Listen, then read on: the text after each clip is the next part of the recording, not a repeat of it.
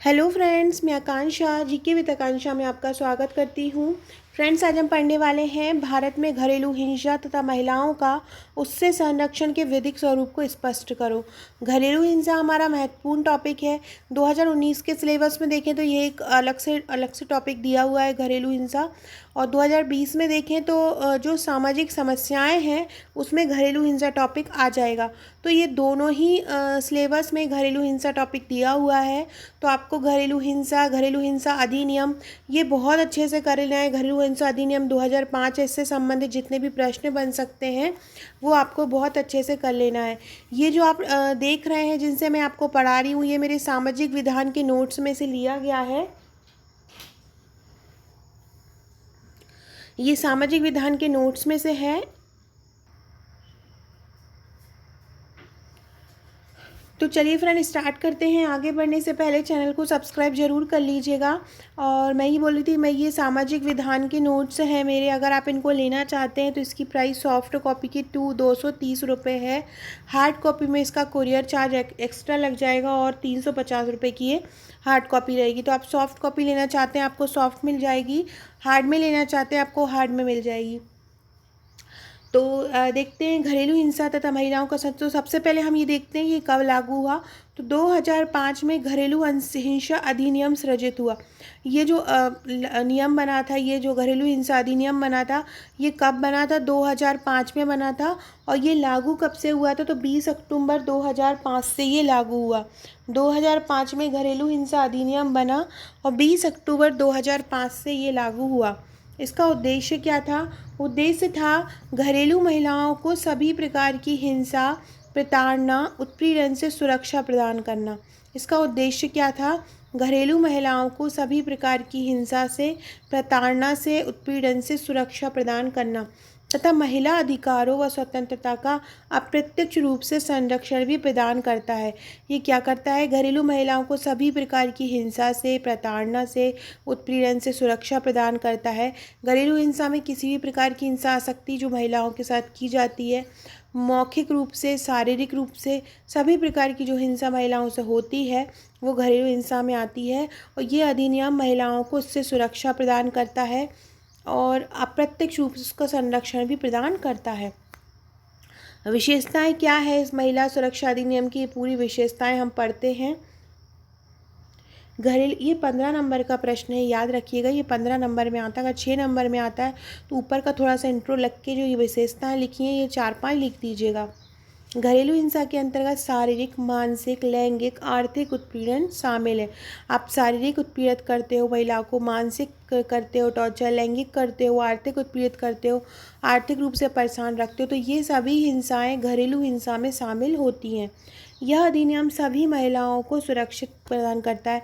कोई विशेष महिला नहीं है कि कोई विशेष महिला घरेलू हिंसा से शिकार हो उसी को यह अधिकार दिया जाएगा।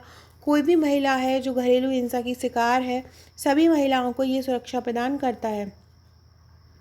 इस अधिनियम में प्रावधान है कि सरकार द्वारा एक संरक्षक अधिकारी या एनजीओ को घरेलू हिंसा से संबंधित मामलों को देखने का अधिकार दिया जाएगा। इस अधिनियम में क्या प्रावधान है कि सरकार एक संरक्षक अधिकारी या एनजीओ को घरेलू हिंसा से संबंधित मामलों को देखने का अधिकार, मतलब इसके लिए एक अधिकारी नियुक्त किया जाएगा जो घरेलू हिंसा से संबंधित मामलों को देखेगा। संबंधित मामले को जिले की प्रथम श्रेणी मजिस्ट्रेट के न्यायालय में शिकायत कर सकते हैं।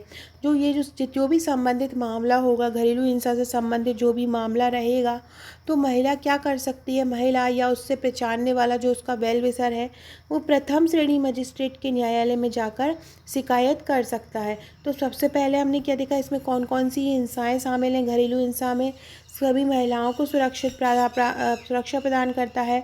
इस अधिनियम में क्या प्रावधान है? एक संरक्षक अधिकारी एनजीओ जो को इनके घरेलू हिंसा संबंधित मामलों का अधिकार दिया जाएगा और इसको कहाँ पे किस प्रकार के न्यायालय में शिकायत कर सकते हैं?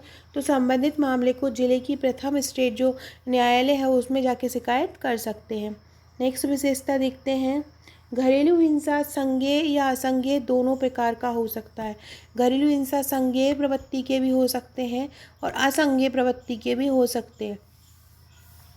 जैसे कि शिकायत हुई है तो पूछताछ भी कर सकते हो, नहीं हुई और शिकायत अगर हो गई है और ज़्यादा बड़ा केस है तो आपको डायरेक्ट जेल में डाल सकते हैं बिना कुछ पूछे। सभी अपराध सिविल अपराध माने जाएंगे, ना कि फौज अपराध। तो जितने भी अपराध हैं वो सिविल अपराध माने जाएंगे, उनको फौजदारी अपराध नहीं माना जाएगा। अधिनियम के अनुसार घरेलू हिंसा के आरोपी व्यक्ति को 1 साल की सज़ा और 4,000 रुपये का आर्थिक दंड दिया जा सकता है। ये जो अधिनियम है इसके अनुसार क्या बताया गया है, क्या प्रावधान किया गया है कि कोई भी व्यक्ति अगर घरेलू हिंसा करता है तो उसको जो आरोपी व्यक्ति है उसको 1 साल की सज़ा दी जाएगी और 4,000 रुपये का आर्थिक दंड दिया जाएगा। 1 साल की सज़ा और 4,000 रुपये का आर्थिक दंड दिया जाएगा। उत्पीड़ित महिलाओं को आश्रय गृह की सुविधा तथा चिकित्सीय उपचार उपलब्ध कराए जाएंगे। आश्रय गृह की सुविधा मतलब रहने की व्यवस्था, महिला को रहने की व्यवस्था दी जाएगी। उसको जो चिकित्सीय मेडिकल जितना भी ट्रीटमेंट होगा और जो उसको घरेलू हिंसा से जो जहाँ भी ज़रूरत पड़ेगी उसको, तो वो जो उपलब्ध कराई जाएगी। उत्पीड़ित महिला को यह भी अधिकार दिया जाएगा कि वह चाहे तो जिस घर में उसके साथ हिंसा हुई है रह सकती है, और चाहे तो वहाँ से उससे अपना एक अलग हिस्सा मांग कर वहाँ अलग भी रह सकती है। मजिस्ट्रेट पीड़ित महिला को अंतरिम राहत भी स्वीकृत कर सकता है। जो मजिस्ट्रेट है वो पीड़ित महिला को एक अंतरिम राहत भी दे सकता है जिससे वो घरेलू हिंसा से बच सके। ये इसकी घरेलू हिंसा की विशेषताएं थीं। अब हम थोड़ा सा निष्कर्ष पढ़ लेते हैं। इस प्रकार महिलाओं की सुरक्षा। फ्रेंड्स, एमपीपीएससी का कल एक रिसिप्ट आई हुई थी, आपने देखा था, उसमें लिखा था कैलेंडर रद्द हो गया। जैसे कि मैंने कल वीडियो में बताया है, ये आपके लिए अच्छी खबर है, ये आपके लिए बुरी खबर नहीं है। इसके लिए बहुत ज़्यादा खुश होइए क्योंकि नया कैलेंडर आने वाला है और हो सकता है आपकी वैकेंसी भी इंक्रीज़ हो जाए। जो आपकी नंबर ऑफ़ सीट है, नंबर ऑफ़ सीट भी बढ़ सकती है। हमें भी हो सकता है कि सिलेबस भी चेंज हो जाए। तो आप इस चीज़ का ध्यान रखिए, ज़्यादा से ज़्यादा पढ़ाई कीजिए। अगर आपने पढ़ाई बंद कर दी है या पढ़ाई को आपने स्टॉप कर दिया है तो पढ़ाई को फिर से ऑन कर दीजिए, क्योंकि अब सरकार सत्ते में आ गई है, चुनाव अब डिले हो गया है, तो हमारी वैकेंसी भी जो है वो जल्दी आने का है। तो इस प्रकार महिलाओं की सुरक्षा, संरक्षण व सम्मानजनक जीवन यापन के लिए घरेलू हिंसा अधिनियम सृजित किया गया है। महिलाओं की सुरक्षा के लिए, संरक्षण के लिए और सम्मानजनक जीवन यापन के लिए इस अधिनियम के द्वारा महिलाओं के प्रति होने वाले विभिन्न हिंसाओं में कमी देखी। अब हम निष्कर्ष लिखेंगे फ्रेंड। मेरे पूरे जो नोट्स हैं फ्रेंड्स, पूरा पैकेज उसी इसी तरह से इंट्रो दिया है, बीच में विषय वस्तु दिया, फिर लास्ट में निष्कर्ष दिया है, तो आप उसको देख सकते हैं। तो इस अधिनियम के द्वारा महिलाओं के प्रति होने वाली विभिन्न हिंसाओं में कमी देखी गई है। साथ ही साथ महिला अधिकारों, महिला सशक्तिकरण को भी इस अधिनियम से बल मिला है। लेकिन इस अधिनियम की कुछ कमियां भी हैं। इससे महिला सशक्तिकरण को तो बल मिला है, लेकिन हर चीज़ के पीछे कुछ अच्छाइयाँ होती हैं और कुछ बुराइयाँ होती हैं। तो इसी कारण इसमें कुछ कमियाँ भी देखी गई हैं। कमियाँ क्या हैं? ये कमियां हैं जिसके कारण इसको हमेशा आलोचना झेलनी पड़ती है। जैसे इसमें एक शाब्दिक या वांछित प्रताड़ना शब्द है।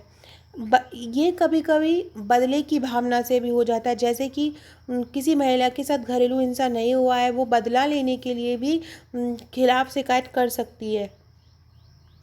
तो बदले की भावना से इस क्षेत्र के अधीन किसी निर्दोष व्यक्ति पर आसानी से दोषारोपण किया जा सकता है, जिसके लिए कोई प्रावधान नहीं किया गया है। साथ ही साथ इस एक्ट के प्रावधानों के साथ घरेलू संबंधित अपराध केवल सिविल अपराध माने जाएंगे। तो इस प्रकार से फ्रेंड्स, हमने पहले इंट्रो लिखा कि क्या है घरेलू हिंसा, वो लिखा, फिर उसकी क्या विशेषताएं हैं, फिर हमने वो लिखा, पूरी हमने विशेषताएं लिखी। विशेषताएं लिख के फिर हमने लास्ट में यहाँ पे पूरा निष्कर्ष लिख दिया कि उसका निष्कर्ष क्या निकल रहा है। जो भी हमने पढ़ा है घरेलू में, क्या हमें सुधार की आवश्यकता है, क्या कभी भी हम जैसे कि हम कोई हमारे पास अधिनियम है तो हम पहले उसकी आलोचनात्मक टिप्पणी करने के लिए सबसे पहले हम उसकी कुछ पॉजिटिव चीज़ें लिखते हैं, फिर उसकी नेगेटिव चीज़ें भी लिखते हैं।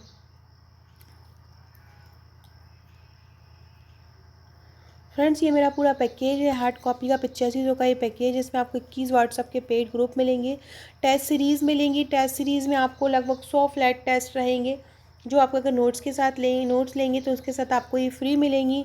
जैसे ही नोटिफिकेशन आता है हमारे कोड का, मैं टेस्ट सीरीज़ स्टार्ट कर दूँगी ग्रुप में।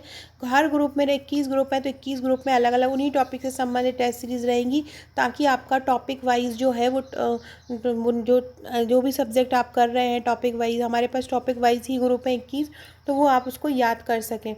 ये मेरी सॉफ्ट कॉपी का पैकेज है। सॉफ्ट कॉपी का जो रेट है वो 5200 रुपये है।